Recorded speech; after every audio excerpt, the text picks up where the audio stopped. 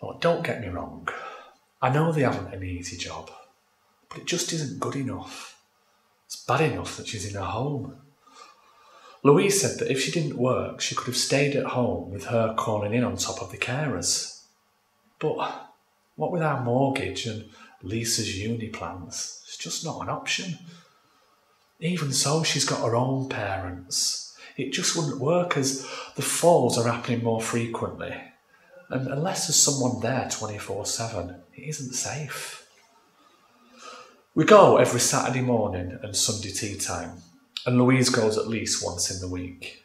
And she doesn't always know me, so it's good if Liam and Lisa can come too, although I don't want them to feel that they have to.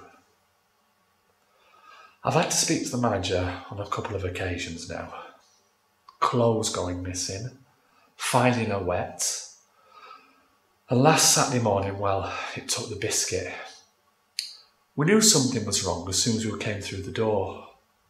It usually feels calm. Well, a bit sterile. There was this overflowing laundry basket that we could see down the corridor, and the smell was rank. And Jude, one of the regulars, came hurtling past us with a breakfast tray. Anyway, I found her in the lounge. She had all her clothes on, but she just looked like she'd been dragged through a hedge backwards. And there was some untouched breakfast by her.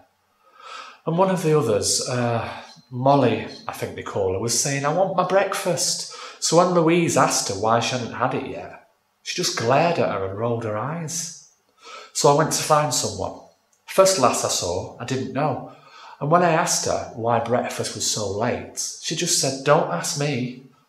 I've never worked here before." Eventually I found Jude coming out of a room with sheets piled up high, and her face said it all. She said, "I know, we're 3 down and we're doing the best we can." Turns out, some of the staff are on leave, an agency hadn't turned in, plus one was sick. So I said, "Well, what about the manager?"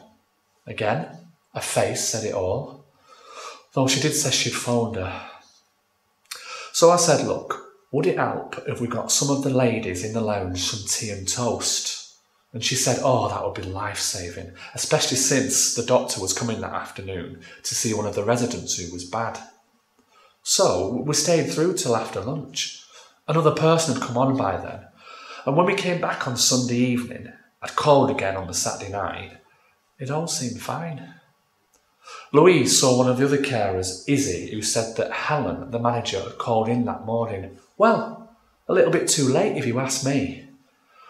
So when I was moaning about it that night, Louise said to me, "Well, what next?" And I said, "Well, what do you mean?" She said, "Well, are you just going to wait till next time?" I got a point. She said, "Look at how shattered and on edge you are over something that's someone else's responsibility." So we've got an appointment with them next week. And Louise's sister Irene said if it didn't work, she knows this organisation who could help us take it further. This is the account of Martin, who is talking about his mother's care in a residential home. Through sharing the experience he and his wife had when visiting one weekend, when there weren't enough staff on duty, he highlights the difficulties of the home, the staff, the families, to ensure that their vulnerable residents are safely and compassionately cared for in a consistent way.